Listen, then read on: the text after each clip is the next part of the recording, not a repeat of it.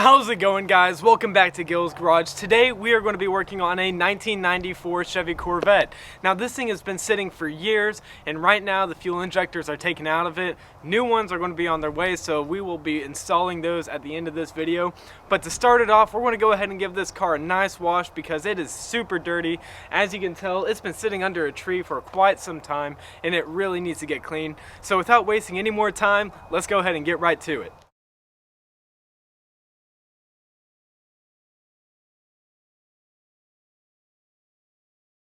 Now, as you guys can tell, these wheels have a lot of brake dust and grime that's been sitting on it for a while, and it's just not coming off with the power washer or with the scrub brush. So one of my favorite products to use is actually Super Clean cleaning products.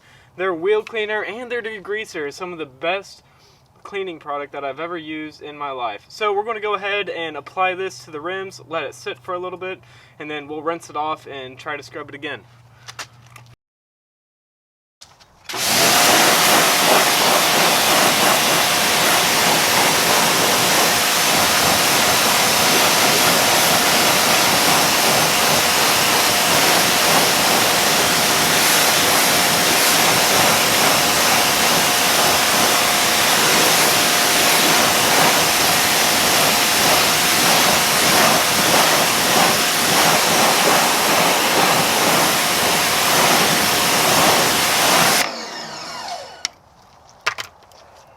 Alrighty guys, now that we got the car completely washed off, you can see that there are a lot of micro scratches and swirls inside the clear coat, which is just super undesirable.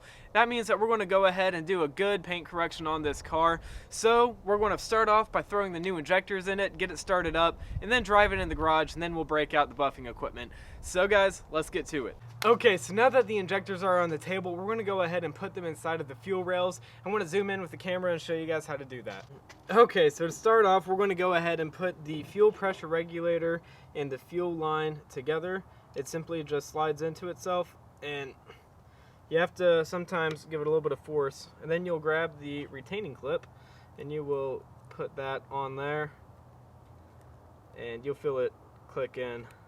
Alrighty, once you got the fuel line installed into the fuel pressure regulator and the retaining clip is on, then you're going to slide the fuel pressure regulator into the back of the fuel rail, and you're going to end up keying it over a little bit, because then you take this retaining ring, put it on the fuel rail, take the screw that goes with it and just screw it together, and that'll line the fuel pressure regulator up in the correct orientation. That way the fuel rails and the fuel lines will be able to lay down smoothly.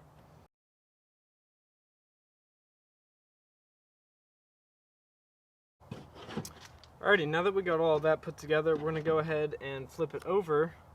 Before you slide in the first one, you're going to take one of these retaining clips and slide it all the way down, making sure that the head is facing away, and then you're going to install the fuel injector and make sure you have it at the right depth so the retaining clip will be able to slide over and clip it in.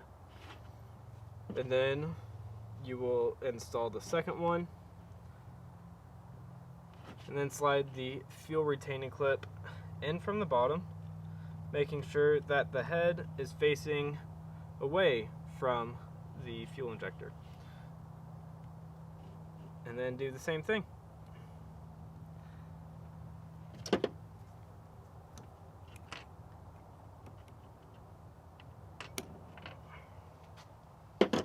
And then for the third fuel injector, you're going to slide the retaining clip on first, install the injector, and then clip on the retaining clip.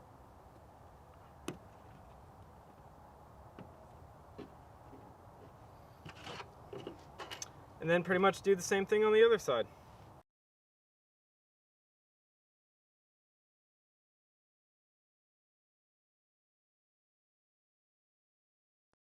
Alrighty guys, now that we got all the fuel injectors installed, we're going to go ahead and go over to the Corvette and slide this entire setup onto the engine.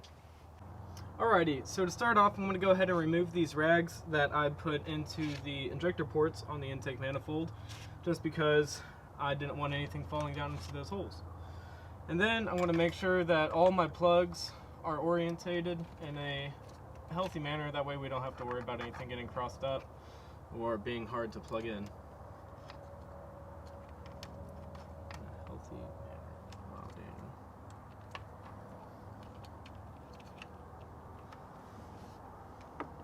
Daniel. Alrighty, now that we're ready to install it, we're going to make sure that the fuel pressure regulator is facing rearward, and then we're going to slide a little bit beneath the throttle cable, and then we're going to just slowly set each one of the injectors into the injector ports on the intake manifold, making sure that everything lines up correctly. Alright, now that we have everything lined up, we're just going to push down, making sure that the injectors start to seat into their appropriate places.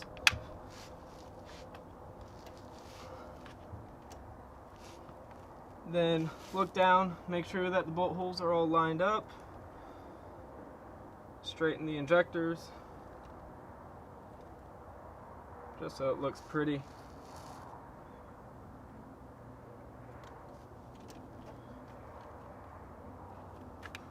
And then throw in the bolts. The bolts are 5/16, but I always like to start them off by hand, make sure that the threads match up nicely, and that we don't have any problems with that. That way you don't ever have to worry about getting stuff cross-threaded.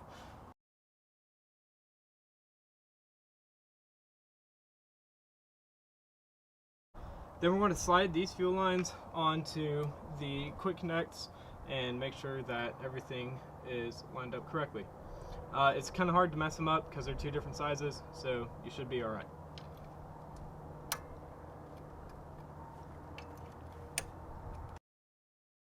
Alright, once those are installed, we're going to go ahead and start plugging in the fuel injectors.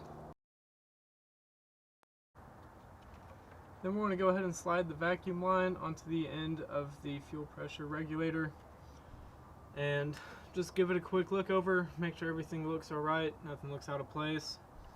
Now we're going to go ahead and hook up the battery and prime the fuel system, and then come out and check it and make sure that there are no leaks.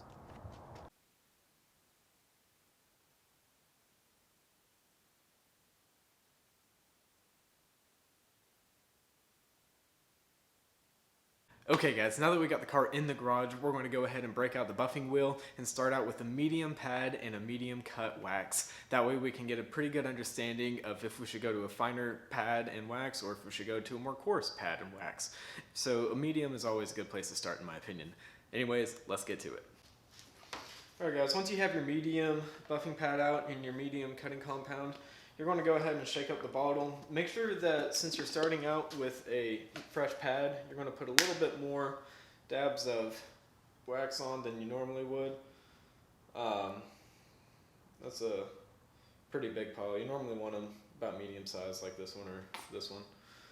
But sometimes I like to go ahead and mix it around some. Everyone does this their own way, so it doesn't really matter. And then we're going to go ahead and pick a test area, which will probably be over here on the side. That way people don't see it as easily.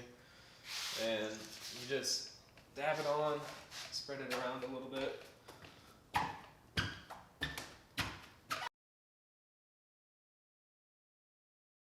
Right after you finish, just go ahead and give it a quick wipe down real quick.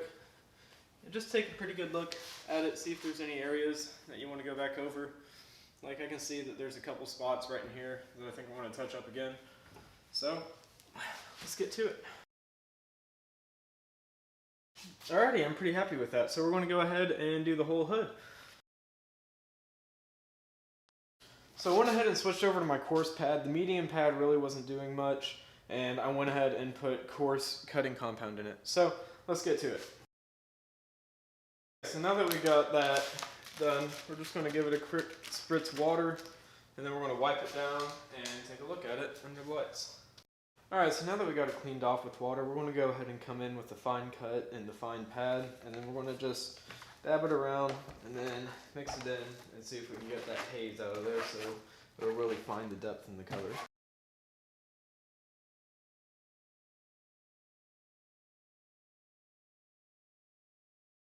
Well, we went ahead and passed back over it with a fine pad and a fine polish. And in all honesty, this paint is pretty darn old and it does have a lot of really deep scratches. the clear coat is pretty thin, and I really don't want to make it look worse than it already is. So I think I'm going to call it good at this, and then we're just going to go ahead and finish the rest of the hood and then get over to the Targa top. But we will probably be looking at just a new paint job in the near future. So let's get to it.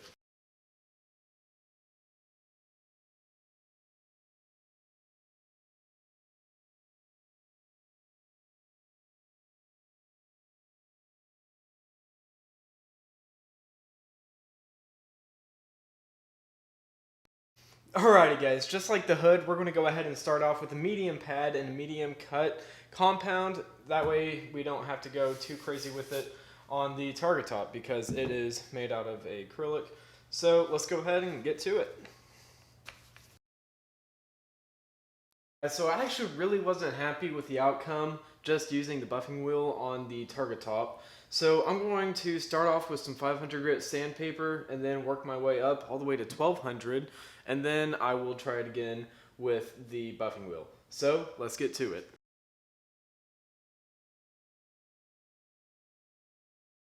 Have this sanded all the way up to 1200 grit. We have our heavy cut pad, and we're going to go ahead and use our heavy cut compound and start buffing it. So let's get to it.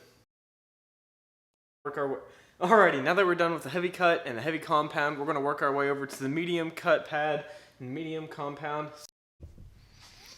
Alrighty guys, now that we got finished with the medium cut compound and the medium pad, we're going to go ahead and wipe it down, kind of get a good look at it, and then we will break out the fine cut with the fine pad, and hopefully that'll make it look as clear as glass. So let's get to it. Alrighty, now that we got the door open, looking up, you can then clearly see the light coming through on that side. But if we come over here to this side, you can see how it's a lot more spotted. So we're going to go ahead and get back over to the other side and see if we can get it smoothed out a little bit more. Alrighty guys, we finally got everything completely buffed and it looks absolutely amazing compared to how it looked whenever we first started. So let's go ahead and take the camera, get a little bit of a closer look at the car, and without anything else, I will catch you guys next time.